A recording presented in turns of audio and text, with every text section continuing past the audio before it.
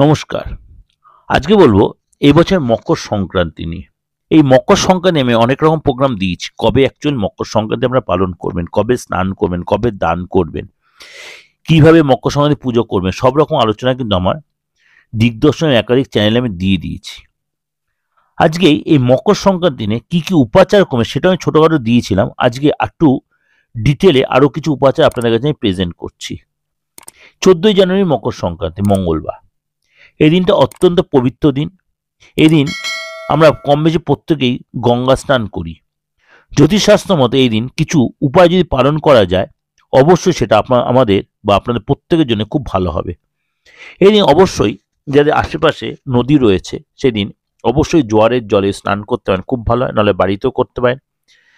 এই দিন যদি বাড়িতে করেন অবশ্যই আপনি এই মন্ত্রটা জপ করে জলটাকে শুদ্ধ করে নিয়ে আপনি স্নান করতেন। জলের মধ্যে ওং গঙ্গে চ যমুনে চৈব গোদাবরী সরস্বতী নর্মদে সিন্ধু কাবেরী জলহস্মিন সন্নিধিং কুরু। অবশ্যই জলের মধ্যে এই মন্ত্রটা জপ স্নান করতে পারেন। এই মন্ত্র জপ করে অথবা জলের মধ্যে কালো তিল মিশিয়ে আপনি স্নান করতে পারেন। সমস্ত নেগেটিভিটি কেটে যাবে। এবং এই দিন অবশ্যই সূর্যদেবকে অর্ঘ্য দিন। সূর্যদেবকে অবশ্যই কী দিয়ে অর্ঘ্য দেবেন? অবশ্যই সূর্যদেবকে যদি পারেন আপনি জবা ফুল এবং সিঁদুর এবং শুকনো লঙ্কার বীজ দিয়ে শুকনো লঙ্কার দানা দিয়ে অবশ্যই অর্ঘ্য দিন। এদিন সূর্যদেবকে তামার ঘটিতে করে অবশ্যই অর্ঘ্য দেবেন। যখন তামার ঘটিতে করে দেবেন, সাথে অবশ্যই আতপ চাল দিতে পারেন, লাল চন্দন দিতে পারে। এদিন অবশ্যই রুটিতে ঘি মাখিয়ে তাতে সামান্য গুড় দিয়ে গরুকে খাওয়ান। যথেষ্ট কার্যকরী এই উপাচার।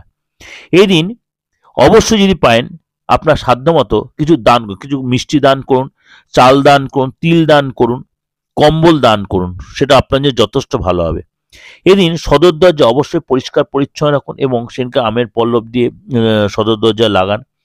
এবং এই দিন অবশ্যই পারলে আপনার বাড়ির বয়স্ক গুরুজনদের কিছু গিফট কিনে দিন। বাড়ির বয়স্ক গুরুজনদের কিছু গিফট কিনে, সে সধবা হোক আর বিধবাই হোক, বা তাদের কিছু মিষ্টি খেতে দিন বা কিছু খাবার দিন, খুব ভালো হবে। যে বাড়িতে কেউ না তাদের ফটোর সামনে কিছু মিষ্টান্ন দিন এবং আপনার তার কাছে ক্ষমা চেয়ে নিন। যদি কোনো অন্যায় করে থাকেন তার কাছে ক্ষমা চেয়ে নিন।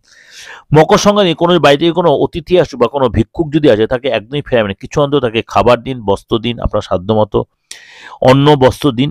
অবশ্যই সেটা আপনার জন্য, আপনার ফ্যামিলির জন্য ভালো হবে। এদিন বাচ্চাদের কিছু উপহার কিনে দিন। আপনার সাধ্যমতো কিছু মিষ্টি বা কিছু উপহার, কিছু খাবার জিনিস কিনে দিন, খুব ভালো হবে। বাইরে আপনার ফ্যামিলির বাচ্চাদের বা বাইরের কোনো বাচ্চা বা যাদের দুস্থ বাচ্চাদের আপনি কিছু দিতে পারে। এদিন অবশ্যই খিচুড়ি রান্না করুন। খিচুড়ি রান্না করে সবাইকে আপনি খাওয়ান।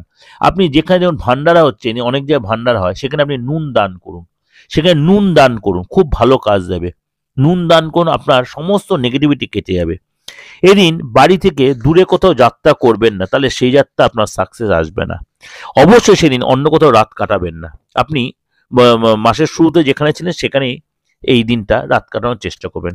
এই দিন মাসের শুরুতেই, পৌষ মাসের শুরুতে যেখানে ছিলেন এই শেষ সংক্রান্তি দিন সেখানেই রাত কাটানোর চেষ্টা, সে আপনার বাড়িতে বা যেখানে থাকুন, অন্য কোথাও সেদিনকে অন্য কোথাও রাত কাটাবেন না। এই ছোটো ছোটো উপাচারগুলি মেনে চলতে পারেন, অবশ্যই আপনাদের জন্য যথেষ্ট ভালো হবে। করে দেখুন। আমি সবসময় বিশ্বাসে মিলাই বসে তর্কে বহুদূর। এবং এই উপাচারগুলো প্রচণ্ড কার্যকরী, কেন প্রত্যেক বছর কিছু কিছু উপাচার দিই। এই বছরও দিয়েছি, আরও এখনও দিলাম। আর ভালো লাগলে লাইক করে সাবস্ক্রাইব করে নোটিফিকেশন অন করবেন। মাসিক রাশিফল, বার্ষিক রাশিফল, সাপ্তাহিক রাশিফল, দৈনিক প্রত্যেকটা রাশিফল দেওয়া রয়েছে। অবশ্যই সেগুলো আপনারা ফলো করতে হয়। নমস্কার, ভালো থাকবেন।